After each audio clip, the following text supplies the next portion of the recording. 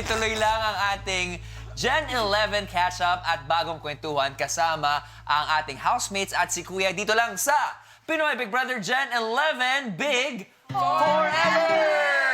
Siyempre kasama natin ang ating Big Four na sina, we got Kai, Rain, Colette, and Fiang at na ang nag-unlock ng swimming pool dito mismo sa bahay ni Kuya na si Jaren. Hi, Jaren! Hello! Do you want to say hi to our kapamilya all over the world? Hello to the kapamilya all over the world. There we go! This week, pag-uusapan natin yung mga na-unlock at mga bagong nabuong friendship dito mismo sa loob ng Big Brother house. And we shall start with that conversation, yung swimming pool incident. Kasi napansin namin, doon naging mas bonded yung mga housemates natin nung na-unlock mo yung swimming pool. Kamusta yung experience na yun para sa inyo? It was so fun na nakaligo.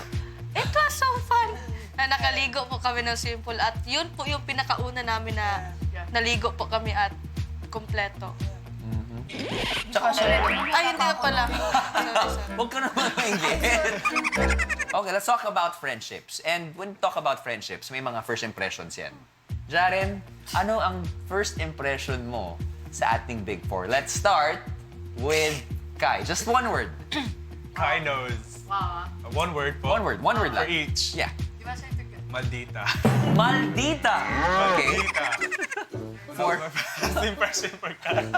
you don't have to explain, okay? Okay. Rain? Rain, shy type. Shy type. Okay. We got Colette. Colette, hyper. Hyper ka raw. Hindi yan Okay. totoo. Ito yung mga unang... Yes, it's so true. Yeah, ito yung unang araw eh. Di ba? Mga unang araw sa loob ng bahay ni Kuya. And sa pagpasok ni Fiang, ano yung impression mo sa kanya?